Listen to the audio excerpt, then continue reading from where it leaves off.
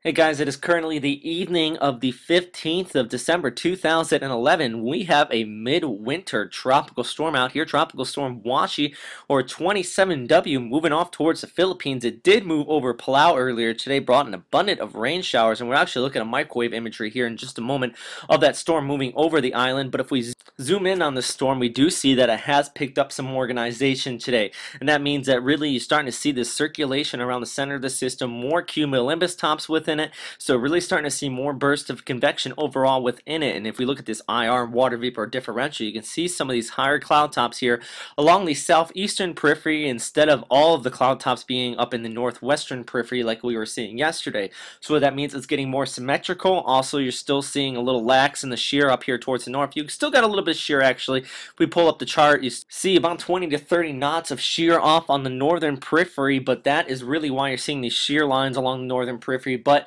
it's really starting to get laxed. Also, Coriolis is really starting to increase on the system as well. So that really is why we're seeing the system look a little more like a tropical storm vice yesterday, where it really was just looking like a big burst area of convection. But today is tracking off towards the west, really steaming quickly towards the west. It looks like it's probably making landfall tomorrow evening, the evening of the 16th, vice making landfall the morning of the 17th like originally anticipated here, because the storm's moving at about 20 knots forward momentum. But and also in the middle of this storm, you have wind speeds upwards of 35 knots. So what that means with that forward momentum and those wind speeds of 35 knots, you could have winds upwards about 50 to 60 knots, potentially gusting up that high at least here along northern Mindanao and southern portions of Visayas as this moves on shore, if it does maintain this current speed forward. But let's look at the last 20 on this microwave imagery here, and this really kind of gives you a good display of how this storm moved over Palau. It did move right over it, was gaining organization, but watch this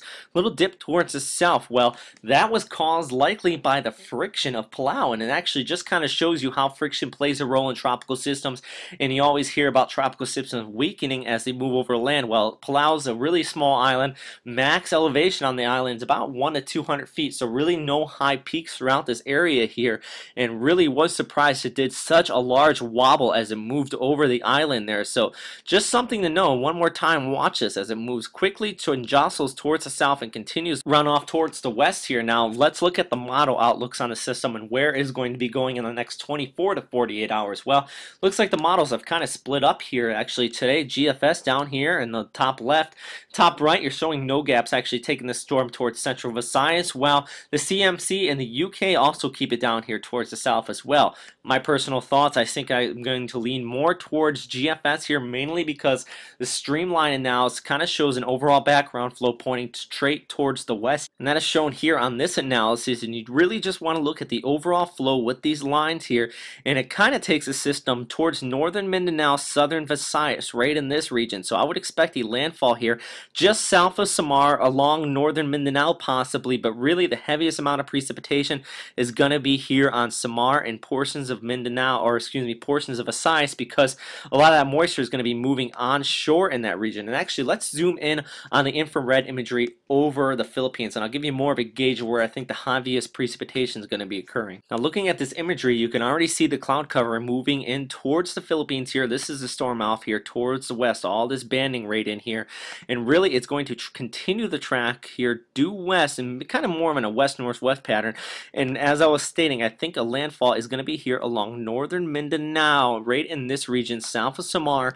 But as I already stated, the heaviest amount of precipitation is actually going to be off here towards north, because the moisture is going to continue to pump onshore in this region. And as actually we've seen on storms earlier this year in May and June, we had a lot of flooding out here right in this region, because a lot of that moisture moved onshore and got enhanced by the orographic lifting in the mountains right in this area.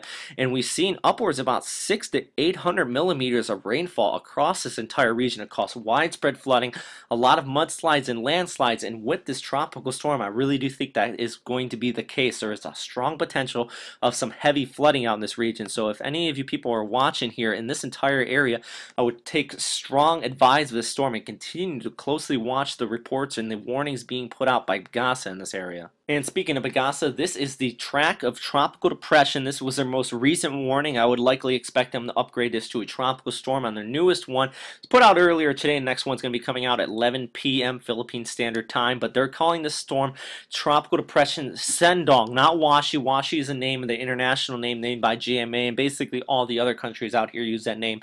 But Pagasa usually names their, or always names their storms a different name if you're unfamiliar here in the Western Pacific. But right now they're expecting 25 millimeters per hour as the storm moves onshore. I do think that those numbers would likely be much higher off here towards the north along those eastern slopes as already mentioned. But this is the current track, and really they're kind of aligned with what I was thinking here is showing it just along the northern portions of Mindanao south of Samar. And if we look at the JTWC and JMA, they're also on a line with a similar track here as well. So good news, all the agencies really on the same track. Maybe the models are split up, but all the agencies looking at this background flow, the streamline analysis, and all agreeing on this. So hopefully a lot of people take this warning seriously as the storm moves onshore, and that potential flooding and mudslides really does lie there.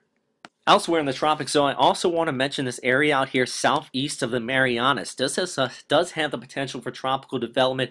The Joint Typhoon Warning Center in Pearl Harbor actually is upgrading this to a low potential in the next 24 hours for a tropical development. It's Invest 96W out here moving off towards the west. So we're going to continue to watch this area here in the coming days. Of course, immediate threat is Tropical Storm Washi here.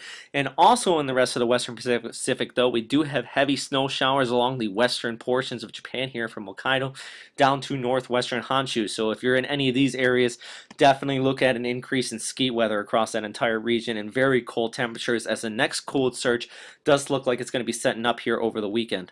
With that said, though, I will leave you here with this precipitable water vapor imagery here, and it does give you a feel of the heavy amount of moisture here associated with Tropical Storm Washi as it continues to move off here towards the west. But that is all for right now, everybody. Thanks again for watching here at WesternPacificWeather.com. If you have any questions, comments, or suggestions, as always, please post them in the comment box below. I will definitely get back to you and really look forward to those suggestions. And as always, also, please, if you're in the Philippines, continue to watch for the bulletins from Pagasa here and take any heed on any warnings or advisories you are being issued for your local areas. Definitely don't want to hear any reports of any injuries or deaths out here in the Philippines. So thanks again, everybody. Stay safe out there and have a great day. Bye.